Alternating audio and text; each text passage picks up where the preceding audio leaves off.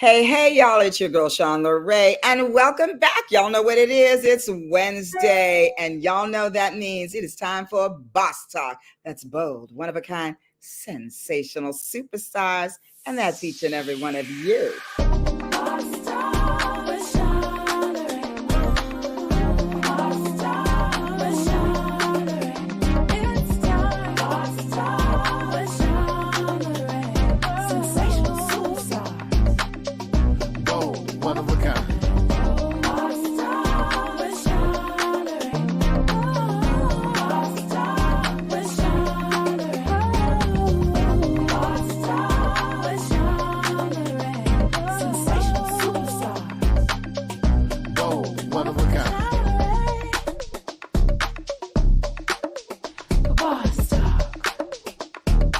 Welcome, y'all. It's Wednesday and it's hump day. So go ahead and put in the chat how you are going to make it through hump day to the rest of the week so we get to the weekend. Because here at Boss Talk, we live for the weekend. So let me know, what are you going to go through there? The week can be tough, but the weekend, sensational superstar. Boss Talk. Boss Talk. We're shining.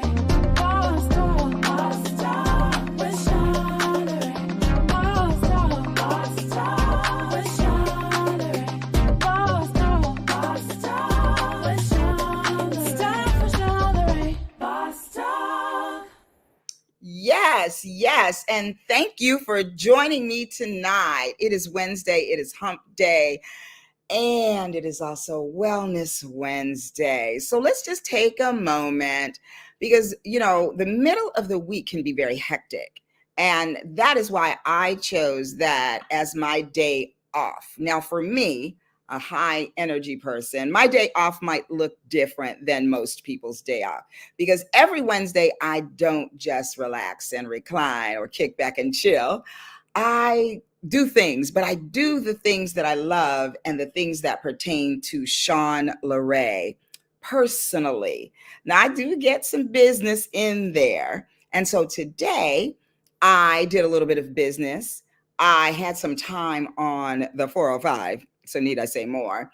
And so I want to just take a moment to wipe that all off of me.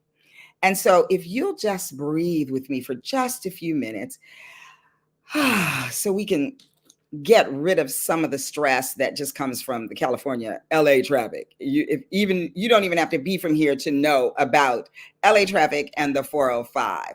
My family in Toledo, Ohio know about the 405. And when they call me, they go, "What are you doing? Are you on the slow 05?" So they know. So let's take a deep breath, and I want you to think of your belly as a balloon. And so when you breathe that air in, I want you to expand that belly like it's a balloon. And when you exhale, push the air out. So let's do that together. Let's do that to the count of 4. I want you to hold that breath for just a count of 4 and then exhale to the count of 4. So 4 is the number, y'all. Let's go. Let's inhale. Now hold it. And release it. Let's do that again. Inhale. Hold it. And exhale. Let's do that one more time. And when you exhale this time, give it sound. So breathe in.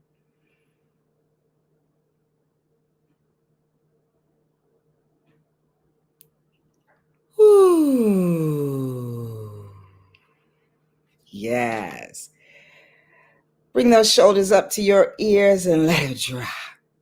Let's do that again. Bring it up, and just let it drop. Now shake it out and shimmy. Shake your shimmy. All right, y'all. So let's see who's in the house. Whitney Curtis is here. Hello, Whitney. She says lots of deep breaths.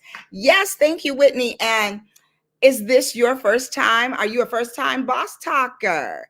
Let me know. And thank you for tuning in. Let's see. Hey, Kimberly Williams. Now, purposeful prayers. That's right. Are you Kimberly Williams, the cousin? Or are you a different Kimberly Williams? Are you my cousin, Kimberly? Hey, sweet girl, if that's you. And if it's not, we should probably check and do some stuff because you might be my cousin. And Dream North Entertainment. Hey, Sean LeRae. Hello, hello, hello. I think I know who that is. And that brings me to a shout out that I must give today. So many of you who follow me on Facebook and Instagram know that I have my own private practice and I have a nonprofit that I run, and that recently I became the clinical director, the clinical director at another nonprofit called the San Fernando Valley Counseling Center. And I want to shout out Nicole Woods, who is our executive director, who is joining us today. So thank you for tuning in. And she is also the CEO and founder of Dream North Entertainment. It's amazing how I always find myself engaged with people who are in some form of the entertainment business, and I love it. It's that creative vibe that draws in the other creative vibe. So I want to tell you a little bit about the San Fernando Valley Counseling Center. So we are a nonprofit. We provide affordable counseling for the community. And so this is for people who may not be able to afford therapy from a private practice, such as the one that I run, and may have limited funds to devote to therapy, but may have a need. And the other thing that's really good about it is it offers an opportunity to people who may not have considered therapy and may think that they are priced out of the game to actually come and get the help that they need. So that is why I am so engaged in this organization and really have joined in the fight to spread the word to communities of color, low income communities that have a need but cannot access or do not have ready access to mental health services. We also, the other amazing thing about it is that we train therapists there. So we work with several universities throughout California, and we provide traineeships for which is like a practicum for therapists who are coming in for the first time after going through their schoolwork and are now ready to start seeing clients. And then we also have associate therapists who are therapists that are in the process of gathering their 3,000 hours that they need to sit for their licensure. And so it's a real great opportunity for me to give back, to support others who are going on the journey that I have already walked. And it also, we have licensed clinical supervisors who provide the supervision that these clinicians need. So if you are someone out there that fits this bill, and you might be that person that isn't necessarily considered low income, but you don't make the kind of money or don't have the discretionary income to go to a private practice where sessions are anywhere from 125 to 250, you know what I mean? But you might also be making more money than what would qualify you to have Medi-Cal and other insurances. And so this is a really great space for people who are along the spectrums of financial difference. So what we provide is what is called sliding scale, and that gives you the opportunity to pay according to your income. And that is a blessing. We're that we could do that for our mortgages and our DWP and all them other people who try to be taking our money, right? So just want to once again shout out the San Fernando Valley Counseling Center, and that is sfcc.org. So if you fall into any of those categories that I just mentioned, please rush, don't walk, run over there and give us a call and get the help that you need. So there's that. And thank you, Nicole, for the work that you're doing as our executive director. All right, let's see who else be out here today. Whitney Curtis, first time here. Yes, well, thank you. We are live every Wednesday at 6 o'clock Pacific Standard Time, 7 o'clock Mountain Time, 8 o'clock CST, and 9 o'clock on that East Coast. So we'd love to have you come back again. And let's see. Oh, I know this one. This is my first time being a boss talker because I am the boss when I talk. That, y'all, is my boo. That's my fiance. Uh, William Kirby Seals. Thanks for tuning in, honey. And Kimberly Williams. No, but maybe. Yes, I have a cousin named Kimberly Williams. Girl, we should talk. We should talk. And Nicole says, wonderful platform, Sean Ray. Thank you for inviting me and thinking of SFVCC always. Absolutely. And speaking of SVCC, this is Susan Lowe. Good evening, fam. Welcome back, sis. Thank you. It's good to see you. And this woman here does some very important work. She is a licensed marriage family therapist like myself, and she is a maternal health specialist. And the work that she does particularly pertains to helping with the psychological impact that women in maternal situations can be faced with. And she trains other therapists on how to work well with them. And so she is going to come to San Fernando Valley Counseling Center and help give a presentation to our trainees. And so that is always good. And I love that you always are giving back, my sister. Thank you. Hey, big sis. Gwendolyn says, hello, my sister. Repeat SFVCC again, please. Yes, absolutely. SFV, San Fernando Valley Counseling Center. So it's sfvcc.org. Oh, we are just having a good time tonight. Akane Takajiri. Hello, my sister. Akane is my Japanese sister who is on the board of directors for the San Fernando Valley CAMFT, I almost said Counseling Center, San Fernando Valley CAMFT, which is California Association of Marriage Family Therapists, and she is our vice president of membership, and she did her traineeship and some of her associate work at San Fernando Valley Counseling Center. So, and she is a wonderful, capable therapist. So they produce good therapists. I have many friends who came out of there. So thank you for tuning in tonight, my girl. So listen, y'all. Now, y'all know me. Some of y'all know me. And Kimberly, you'll get to know me, girl. Listen, I have a reputation for talking to any and everyone all the time, right? I can't help it. And so, word on the street, my mother used to say that baby would talk to a doorknob if a doorknob would talk back. Well, I had the distinct honor and pleasure this last weekend, I think it was last weekend, May 2nd and 3rd and 4th. I was down there by the airport at the Marriott. And I was at the annual California Association of Marriage Family Therapists conference. And, I had to get me something from Starbucks. I did have a gift card. I'm only allowed to go with a gift card. And so I turned around and there was this lovely smiley face behind me. And I said hello.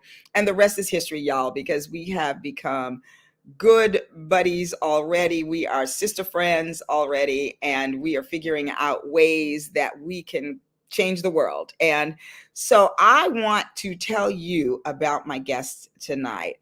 She is a dynamic young woman and brilliant and humble and beautiful and all of those things. But let me tell you a little bit more about who she is and what she does.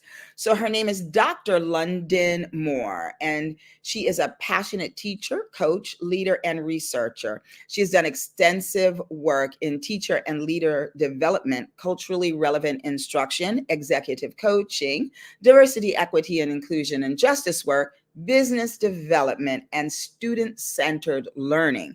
She has a host of expertise in professional development, organizational management, leadership coaching, teaching and learning, curriculum and assessment, and education research. Dr. Moore is the Senior Director of Schools for Nova Pioneer in East Africa. She is also the CEO of London Moore and Associates Consulting Group, a professor at Beach University, the founder of Diaspora Travels, and the co-founder of the Ghana Educational Collaborative. Prior to this, She was the funding principal of Thrive in Baton Rouge, Louisiana. Now, y'all know that there's so much more that I could tell you about London, but I'm going to bring on the good doctor herself to tell you more. So, Boss Talkers, without another word from me, please welcome to Boss Talk, Dr. London Moore. Hello, hello. You know, when people talk about you, you're like, who is that? I know, right? It was so kind of you. It's amazing because every single guest listens to their bio and they're like, ooh, I'm kind of a badass. Wait a minute. Wait a minute. I love it. I love it. How are you, London? I'm well. I'm well. It's really exciting to spend time with you. Thank you for inviting me to your community. I was back there jamming to your song. I was like, I need to have this song on my playlist. Like, I that's a know. great thing for Isn't it me. amazing? Yeah. It is such a good song. I love it so much. I'm so excited that it is my theme song. And I have to shout out the composer and on vocals, Wayne Lindsay, an amazing musical genius, and his beautiful daughter, Alana Lindsay. And she is of the girl group called God, that is GAWD, quote unquote, that is good ass women deserve. Now, I'm just saying what they saying. I'm just telling you. I like that. I like that. I'm going to look that up. It is, yes, you must look them up. They are some talented young women, and Wayne, Dr. Wayne, he should be called because he has played for so many amazing greats: Whitney Houston, Chaka Khan, Aretha Franklin, Stevie Wonder, all the peeps. And I am honored that he took the time to do that for me, and it just hit so well. It just like bam, that's my yeah. Yeah, so thank you for that. Hey, Sister Gigi is here and she says, Happy Wednesday.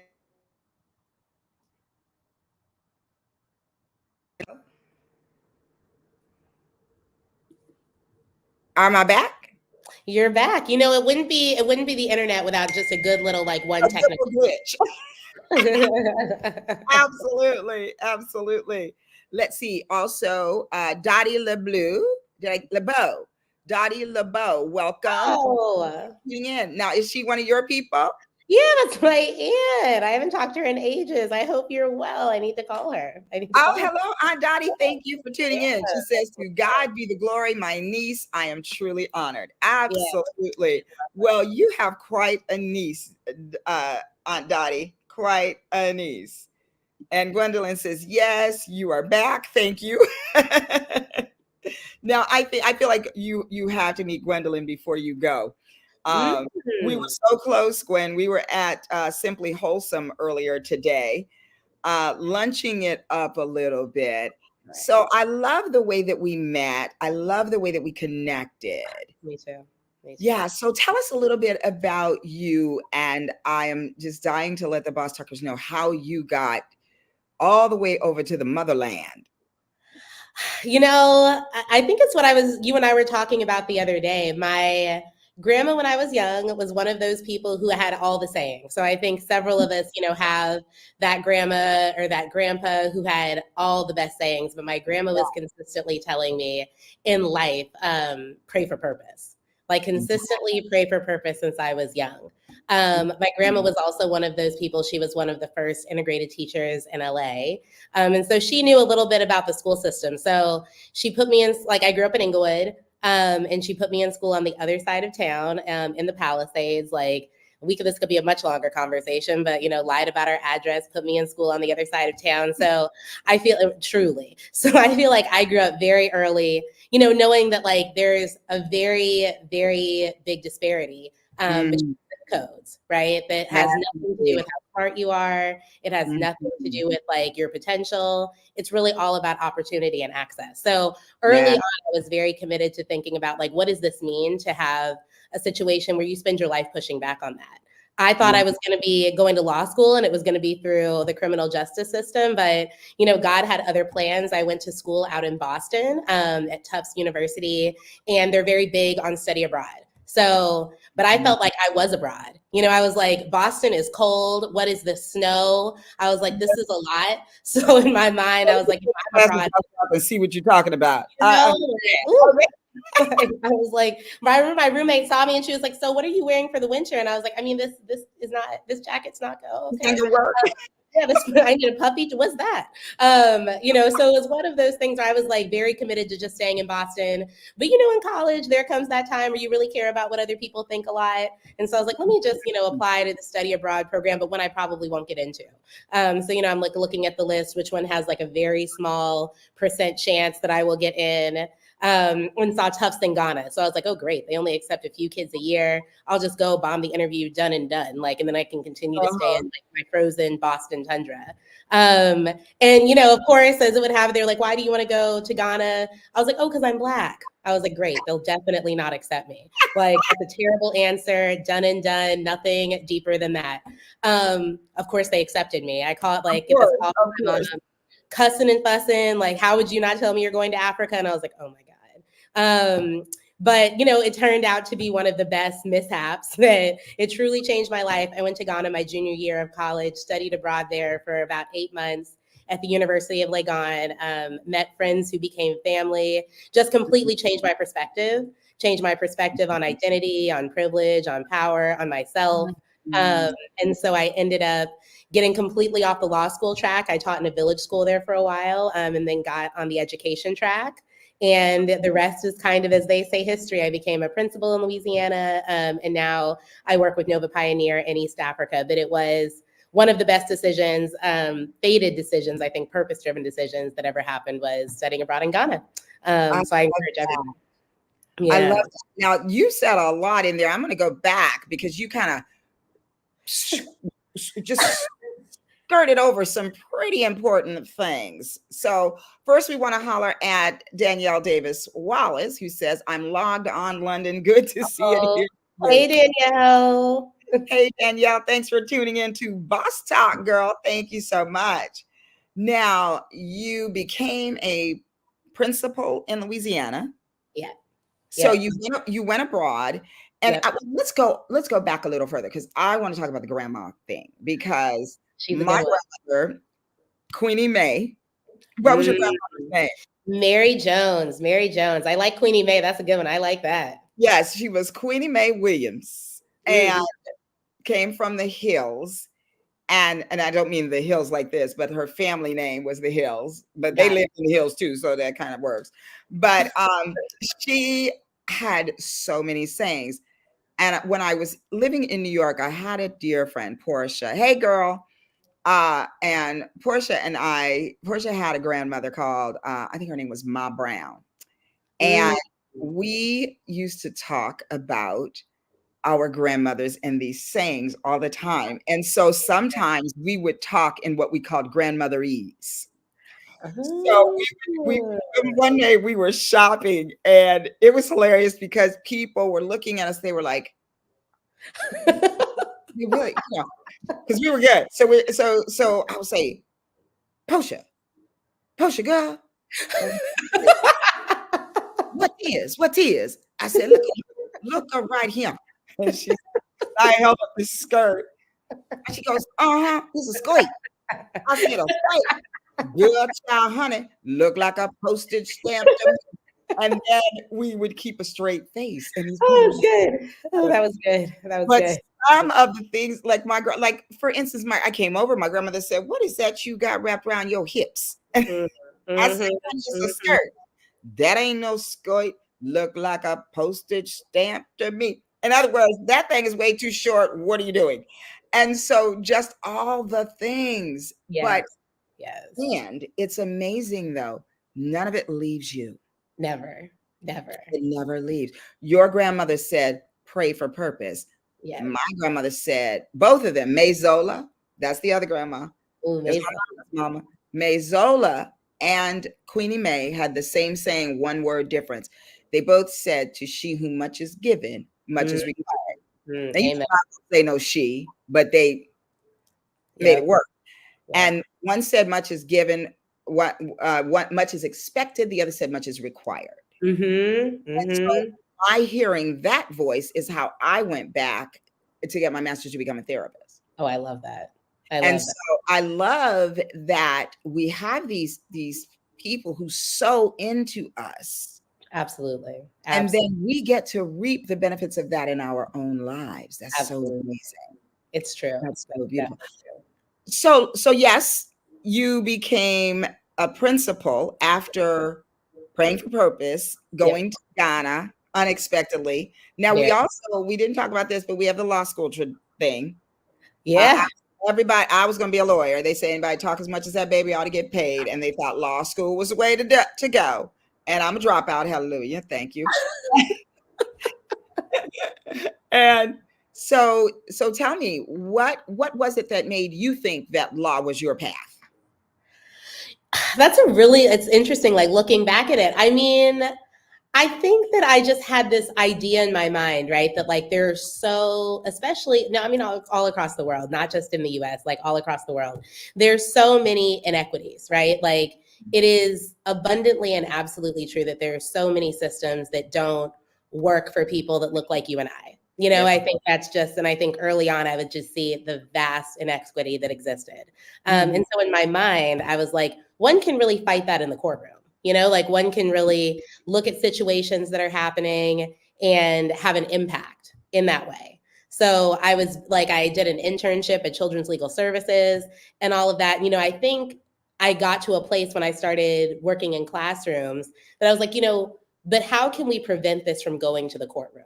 You know, like what can we sow into this next generation early on, like to make sure that it doesn't get to that place, right? That like now we're fighting in the courtroom. How do we fight this battle on a different front?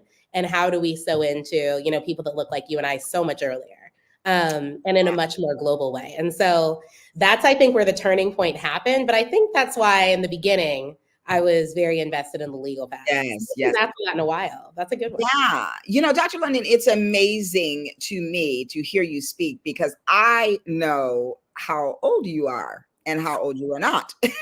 And you speak as someone who has many more years on the planet than you actually do. And I must equate that also to the sowing in of grandma's wisdom. In that, I think of, you know, pearls of wisdom and the pearl of great value. And I mentioned that in the show notes because my grandmother always talked about that.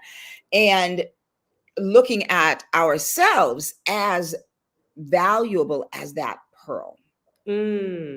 And you know, and of course, reminding us to not think of ourselves more highly than we ought. In other words, don't be stuck up and stank and all that with your bad with yourself, but really being able to honor yourself and honor your deservedness on the planet and on the spaces that you find yourself occupying.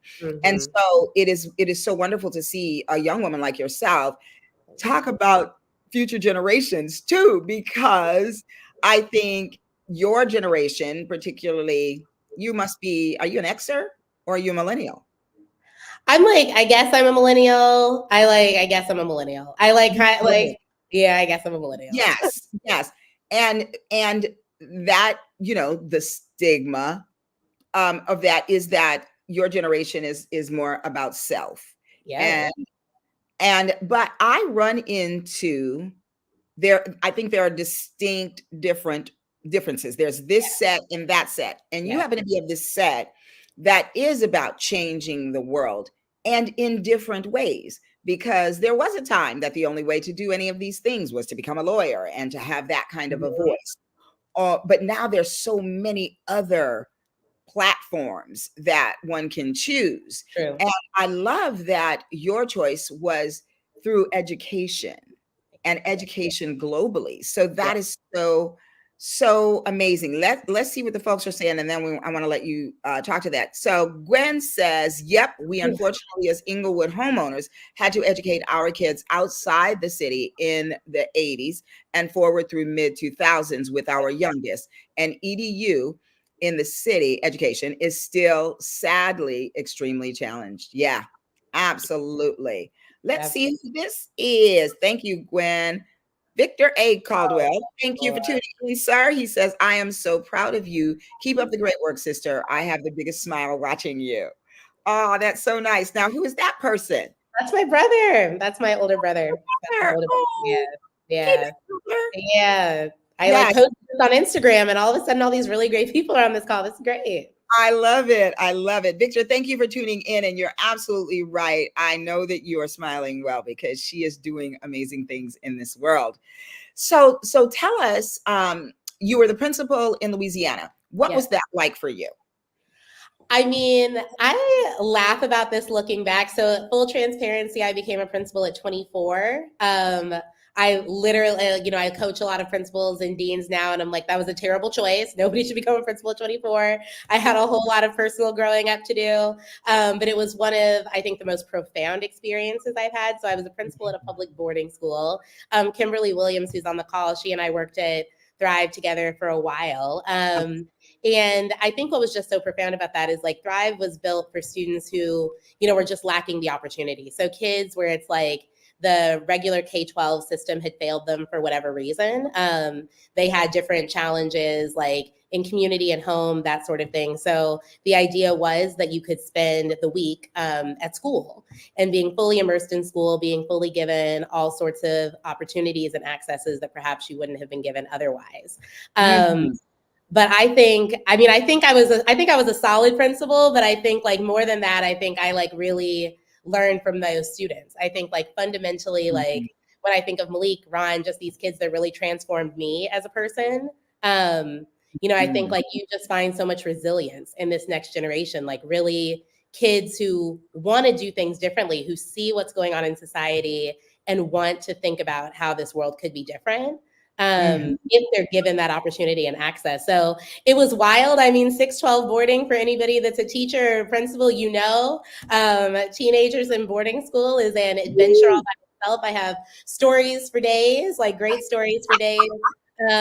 But more than anything, it was like truly joyous. I think to get to be a part of any young person's story is so joyful. And I think, I told you my mom recently passed, and the first people that reached out were my former students, which was like just such a genuine, I think just to show like how much like family that I think you get in schools and especially in boarding schools. So really a rewarding experience. But I think more than that, I think I grew so much as a person. Love that. Well, my girl, Sydney Davis, an amazing performer. Well, I told you about her today, actually. She says, wow, a principal at age 24 is impressive. Bravo. Thank you. Thank you. Absolutely. Well, Sydney, what, at 24, I'm guessing, it was around 24, weren't you traveling with Marvin Gaye? Oh, I mean, Sydney. Okay, Sydney. I think so. Yes, we were young babies when she did that. Let's see. Danielle Davis Wallace says, yes, teach one is what my mother-in-law, who was an educator, used to preach. You are inspiring the youth behind you by your leadership and example. 100%. Thank you, 100%. Thank you. Kimberly says you showed them how to be our wildest dream. Ooh, thank you for saying that. Yes, yes. And that is part of what we were talking about. It's like the work that you do, but you at 24 becoming a principal, and even now being an executive coach, being essentially your job is kind of like the superintendent, right? Very similar. How many schools? So in Kenya, we have 7 schools. In Kenya, we have 7. And then in South Africa, we have 11 schools. But Kenya is 7. Wait, slow down. You got to take that in. You are overseeing essentially. Am I right? 11 and 7. What is that? That is about what is that? 18 schools. Well, praise God, the ones in South Africa, my counterpart overseas, who's literally teaching a class for me as we speak. She knew I was on bereavement leave, and she was like, I've got you. I'm going to teach your classes today because we teach our master teachers classes. So she takes care of South Africa, and then I take care of East Africa, which is like Kenya. And then we'll be expanding, likely into like other countries in East Africa. So I get the profound pleasure of working with East Africa.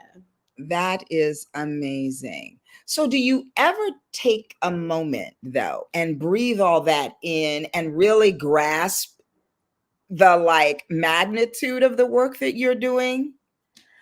I think it's in moments like this where I talk to people like you who have really like walked journeys before me and who have these kind of conversations. I think usually I'm so in the work that I don't think about it as much unless I'm like on a plane and there's no internet and I'm forced to journal. I think and it's like, okay, I fine. love that. Like sit and think about it, or I'm on like a beach and that's the thing one should do on a beach is like be reflective. So then I'll Yeah, think about it. But I feel like usually I'm so in it, I'm so on the dance floor, I usually don't get a chance to be at the balcony. I Um, love that. you See, know, that is not a 30-something saying that you. no, it's some old people. Like I tell people all the time, I grew up with old people. Like I love growth, I love old They are people. the best. Yes. They are completely the best. So, Chris Bell, hello, Chris. Welcome to Boss Talk. She is wise beyond her years. I'm watching her life and taking notes. Thanks for being a strong, positive influence cousin. Love that. Love That's that. my favorite cousin, and he I knows. Like love I'm gonna get a that. lot of flack for saying that from my other cousins, but he's that's my You gotta favorite. call it like you see it. Gotta It's call just it. yeah. And Sydney says exactly, which means she was about 24 when she was traveling with Marvin Gaye. And this beautiful woman was performing. That's who I was saying, and we went to see at the Mediterranean restaurant. Uh, Oh. she was doing her thing there. She has sang with Marvin Gaye, Joe Cocker, and Wow. currently sings with Marilyn McCoo and Billy Davis for the past Wow. plus years, and is just amazing. She is my vocal coach, and I just love her. She is my friend, and that's amazing. That's amazing, Sydney. Wow, like what an impact, a life of impact. I love Yes. that. I Yeah, love and we met when we were 19. Well, when Oh, I was 19. ever. She's Yes, I love 20 that. older than me. That's awesome. I love that. Yes, yes. So listen, let's talk about, because in the midst of being a senior director uh, Mm. of schools, East Africa for Nova Pioneers. Tell us a little bit about Nova Pioneers. What is that? So, I think Who are so they? I suppose I should say. that exactly who are these mystical people? I mean, so very few things I think could have reeled me away from being a principal. For those who have become principals, you are married to your school, like signed, sealed, delivered. You are there all the time, and super. That's just your whole life. And so, I got this call from my now boss, who was like, I would love to have a chance to just connect to see if you know anybody that might be good for this role. A nice like Uh-huh, intro uh-huh. of sorts. And then we start talking. And then she was like, actually, I would love to maybe have you just come see these schools. And actually, I'm recruiting you for this role. And I was like, oh, no, ma'am, East Africa. Like, where is Kenya? I can't even place this on a map. I Right. spent so I'm much of my time a in girl. Ghana. You know what I mean? What? But she was telling me about what sounded like a mystical place. I was like, decolonizing education on the continent, teaching kids to be innovators and leaders, Black Mm, diaspora, it was just all of these amazing things I kept hearing from her about these Nova Pioneer schools. And I was mhm. like, I mean, we'll see. People say a lot of things, especially when they're trying to recruit you to something. So Right, she's like, we'll fly you out to Kenya. If you love it, great. Let's talk more. If you don't, it's a free trip to Kenya. So I was like, well, who can argue with that? Great. Um, right.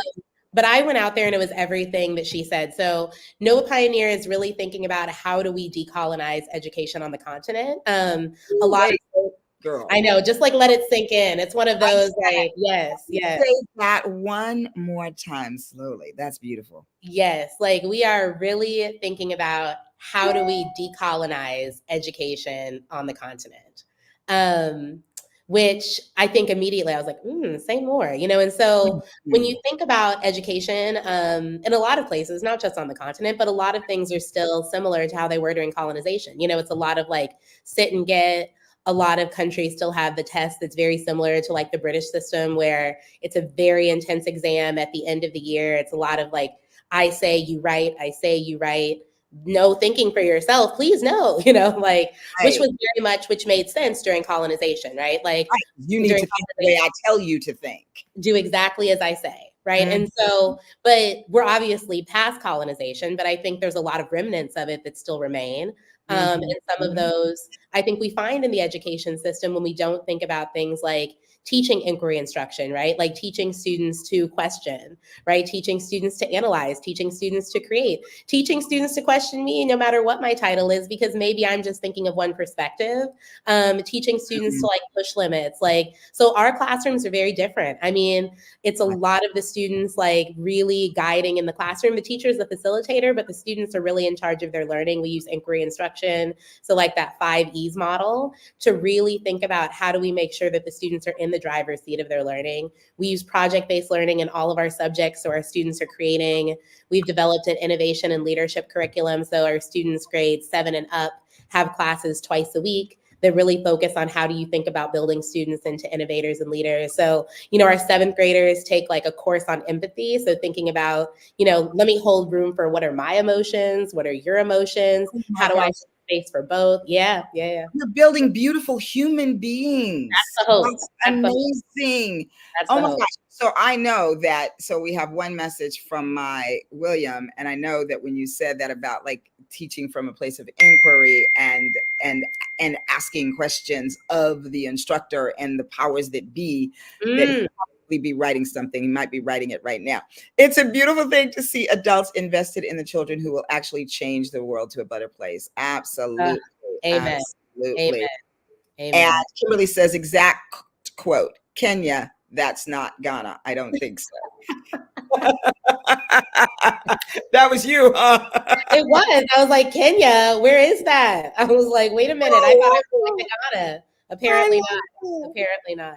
And she just had a whole conversation with a man who was born in Ghana and was telling him about Ghana. So she's learned some things over time, I guess. Just I a love few. that. Just a few. I love it. So I love this, you know, to hear you speak about it it just gets me so excited because, you know, to have something like that is a beautiful gift, and to be able to see that in action, I can't imagine that is a beautiful thing. It is. I have gotten in trouble for trying to implement some other disguised forms of learning that was actually an effort to make learning interesting and to Mhm. make it equitable across, you know, the board, and that wasn't well received in some of the places, as you well know. I'm sure. I'm sure it was not. I'm sure it was not. I am considering teaching again on the university level, and you know, some of what I got in trouble for back then was expecting grown-up people who have finished a bachelor's program and um, who are pursuing a higher education degree and a master's degree at that, to write English properly. Like, and I would get told, this is not an English class. I'm going to be a therapist. And I'm like, yes, but you need to be a therapist who can write, or you will be an unemployed therapist. And I'm not here for that. True. You know, and I would get called in. I would get called in. And, you know, you have to be easier on the students. And it's like, but nobody was easy on me. And that's why I'm good at what I do today. Amen. Amen. So Yeah. please help me with this easy. Now, yes, I can make it make sense and I can make it interesting and all of those things, but you got to meet me somewhere and you got to write some things that make sense when I read them back. Okay. Yes. Yes. So, but I haven't given up. I have not given up. Chris is hearting you all day. I love it. I love it.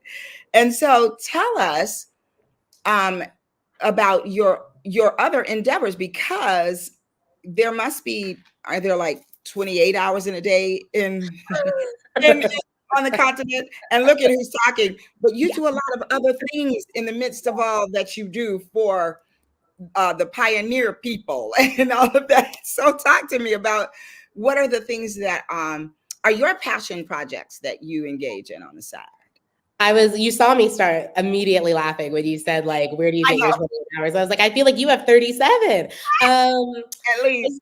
You know, I think that's similar. Like, it always goes back to, like, what did Mary Jones say? You know, another one of her things was you need 7 streams of income. I was like, 7? I thought one could just, you know, one job. She was like, no, madam, 7. So several things. I mean, one, like when you said you eventually want to be a professor, I work at this really great university called Reach University that similarly has this concept and idea that, like, thinking about people who their original path was not education and was not teaching. And so we work with them to become really great teachers. So people that might be, bus assistants, or people that might be the secretary, or like people that might be, working in the admin side, who had just never thought I could teach. I was not empowered to teach. So Reach University I find really inspiring. So I am a professor there and love it. Hopefully we can, reel you into that side of things. And then I started consulting. I mean, I've been consulting, I think, since I was a principal, but then met some really just exceptional consultants along the way. And so we started this consulting group. And so some of the things we do, we work in diversity, equity, inclusion, and justice work, which is definitely a passion. That's what some of my PhD is in culturally relevant pedagogy. And, we do things like DEIJ audits for different organizations and strategic plans, and really help organizations think about, like, if we say we're truly going to be inclusive, if we truly say we're going to be equitable, what does that look like in our policies? What does it look like in our like day-to-day, how we like run our organizations? And so we just had some really exceptional organizations invite us in to work hand in hand with them in the work that they do. And I feel very privileged to do that work. We also work with several schools and kind of have a part-time CEO model. And so like when we think of a part-time C-suite, a chief academic officer, a chief operating officer, a chief financial officer, these are expensive roles. And so we try to think about how do we work with more low-income schools across the diaspora in general, to be able to kind of provide these additional roles and areas of expertise. We're working with a really interesting one right now in Tanzania that I'm fired up about. It's called Silverleaf Academy. And they work with more low-income kids in Tanzania, and thinking about just how can we offer this really high quality education at a much more low-income model. And they're really thinking about what does it mean to build kids who are purpose-driven entrepreneurs? Because what we realize, I love a good purpose. You know me, I love a good purpose. So as soon as I heard that, I was like, oh, all in, send me to Arusha. Where is Arusha? I will go. I'll go. So I, pack my little knapsack. So I love working with Silverleaf. I also work with a really interesting nonprofit called the Ghana Educational Collaborative that we really try to find students who have exceptional potential, but who really have no financial means at all. And we bring them into the program. We pay for their education from 6th grade on through post-secondary. One of our students, he's currently getting his PhD, MD at Columbia. And I was talking to him yesterday. William's exceptional. He should be on your show. He is exceptional, but he had told me, I'll definitely call him. But he was like, oh, I started a ghost kitchen. And I was like, what? He was like, oh yeah, I got some investors. I started a ghost kitchen. I saw Boston had a gap. I was like, what are you saying? This is not casual. You started a whole business while also getting your PhD, an MD. And he was like, yeah, you said we have to invest early, 7 streams of income. And I was like, I sure love did. it. And so, yeah. You quote grandma and then someone else quotes grandma. That just makes it all worthwhile. I love it. The ripple effect of it all. But yeah, we just, the consulting group, we do some really great projects, and they're all very passion centered, things that feel like they are for the diaspora. I always tell people I am very 10 toes down when it comes to this next generation of kids. So if it's something that's going to impact this next generation of kids, or is focused on the Black diaspora, then I will make up hours in the day. I will find it. I love that. Hello, Linda. Welcome back. And she says, amen. And that could be for all of this, I am sure. Gwendolyn says, this is powerful as can we get it for America? We need your curriculum here desperately. Absolutely. And my Billy says, interesting. I'm decolonizing education. Yes. He truly is every day, right in my ear too. I get to hear about it. And Kimberly says she should teach a class on calendaring. I do love the calendar. 100%. A good calendar is everything, I will say. Well, I love all that you are doing, and I love even more to see the just joy, that just vibrates from your whole being when you talk about what you do. It is such a beautiful thing and such a gift to be able to do what you love, feel purposeful in it, and be helping those that are coming behind you. So I'm just really so proud of you and all that you are doing. And I know that you lost your mama. Ooh, yeah, girl. Yeah. You are here Yeah. in California, and I just want to let you know that as someone who could be your mama, True. I know that your mother is watching, looking down on you, and she is so proud. Thank you. That means a great deal. And Big Mama too. Ooh, yeah, Mary Jones. Like, I better get it right. She'll get me and she'll haunt me beyond the grave. That's Right. Now, what did you call your grandmother? Did you just say grandma? Gran, 100% Gran, like Gran, absolutely. Then sometimes when I was joking with her, I'd be like, okay, Mary Jones. And then she'd really get it. Right. When I knew I was doing something I wasn't supposed to be doing, it'd be okay, Mary Jones. Yes. Yeah. Yes. I called my grandmother. I call sometimes I would say Mama Queenie because that's what everybody else called her. Ooh, I like that one, Mama Mama Queen. Queenie. Yeah. And Mayzola, I just call Gamma. Oh, I like that one. Gamma, I like that. And Yeah. I'm Nani Sean Leray. Nani Sean Leray. I'm gonna start calling you that. I'm gonna change your name in my phone as soon as this is done. Nani Sean Leray, right? Phone immediately. Yes, yes. The chat is burning up here. What did Mr. Seal say? He said the key, I believe, if you're going to have 7 streams of income, make sure, if possible, that those 7 streams of income is something you can walk away from and continue to get paid forever. Ooh, I'm screaming. Yes, Amen. indeed. Say that again. Yes, Say that again. that's so right. That is so right. Set up some systems, baby. It's all about those systems. Yeah. So, Boss Talkers, it has been amazing to have Miss London here. And this is how you can keep in touch with Miss London, Ms. Dr. London R. Moore. And her website is londonmoreconsulting.com. And you can find her also at Ghana Ed Collaborative. .org. Y'all read the rest because I got a tickle. And I want to ask you, does NOVA, is that an acronym for something? No, so Nova Pioneer, the thought process was there is this group called Pioneer Academies and Nova Schools, and the two of them merged. There's actually a really interesting study at Stanford about would this merger work of these two schools who had like an idea of like how we think about education and building innovators and leaders.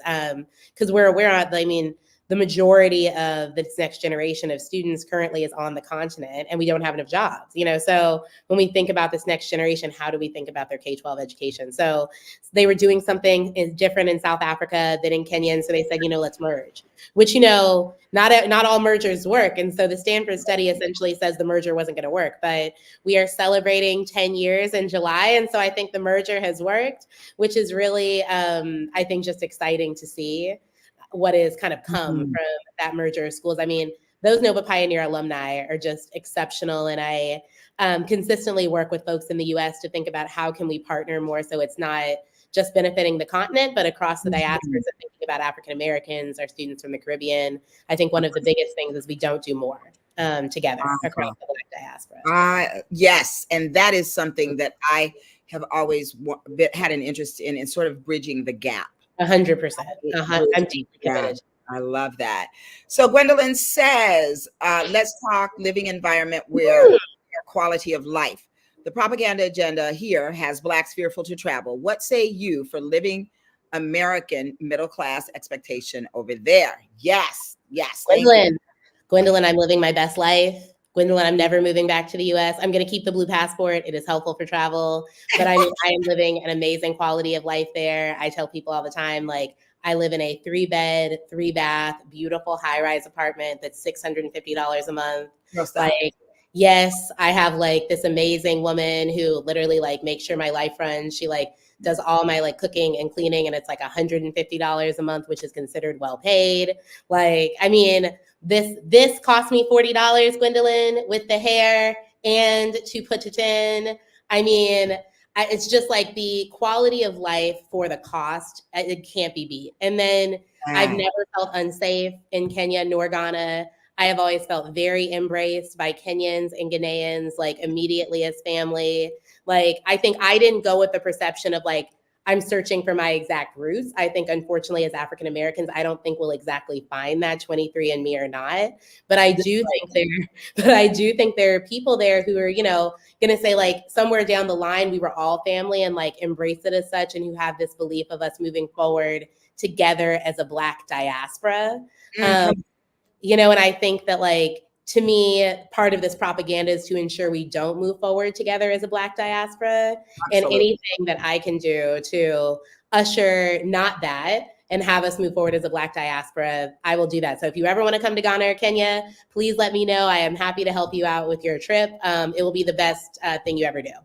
In the house. We in the house. Yeah. I love it. Kimberly says, while she never gives herself credit, she is living their dreams. They saw her and see her. The work she does is the work Grand dreamed of. Keep going. They are proud. We are honored. I really believe that to be true, Kimberly, and thank you for sharing that. I love it all. And let's see. Well, y'all, it is that time when Danielle says, yes, I'm here for the work both of you are doing. And thank you for the invite this evening. Yes, Danielle, and please do come back. We're here every Wednesday, girl. So listen, Dr. London, we're getting close to the end and I'm sad, but I must ask you to do what I ask all of my guests to do. And that is give me a 30-second blurb of what you want to leave the boss talkers with this evening. I think really thinking back on what Mary Jones says, I hope it resonates with everyone to pray for purpose. If you feel like you are living your purpose right now, keep going and expand that purpose. If you feel like you're not, pray for purpose and lean into that, and don't play with your potential. I think that there is so much potential that exists in each of us, and just us being very unafraid and unapologetic to lean into all that you are meant to be. I think we are all meant to be exceptional. And so I think leaning into that exceptional side of yourself is what you owe this next generation and the generation before us. So I really hope everybody here gets to lean into their purpose. Ooh, girl, I love that. Thank you so much. It has been an honor and a pleasure. I am with you, Aunt Dottie, who says Dr. London Rosemore. Priceless.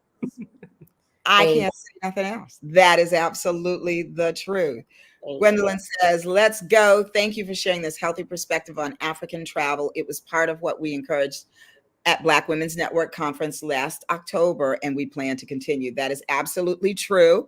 I am the president of Black Women's Network, but not with Gwendolyn being the wind beneath my very own wings. And I thank you for that, my sister. And it was living the expat life. That was our theme last year. And so meeting you was such a gift and such an honor. And yes, my dear, we are connected by heart from here forward. And we have a little sister friend, daughter, niece, who is living over there. And we will see if we can connect you all, because I'm not sure where she is, but she's doing amazing work. She is a holistic wellness person. Follow her. Her name is, go out of my head. What is baby girl's name? Holistic Arts on, Holistic Healing Arts on Instagram. And she is my soror, Misty Powell. Thank you. And so you can follow Misty at Holistic with a W, Healing Arts. I will. And want to shout out, yes, she says, pray for purpose, lean into it, don't play with your potential, and be all you can be, Dr. London Moore. And y'all, this is your girl, Shonda Ray, and I want to let you know where you can find me. If you need some coaching, hit me up at livinglovedcoaching.com. For therapy, livinglovedhealing.org. On Instagram and Facebook, I'm at Living Loved Healing. And we have a nonprofit, the William Joseph Brinkley Center for Cultural Affirmation, where we want to affirm Black folks and other people of color to live their best lives and to step into your who you earnest. That is living your God. I love y'all. And shalom. Lock out with me. Thank you, Dr. Ed. Thank you. Sensation. Oh, one of a kind.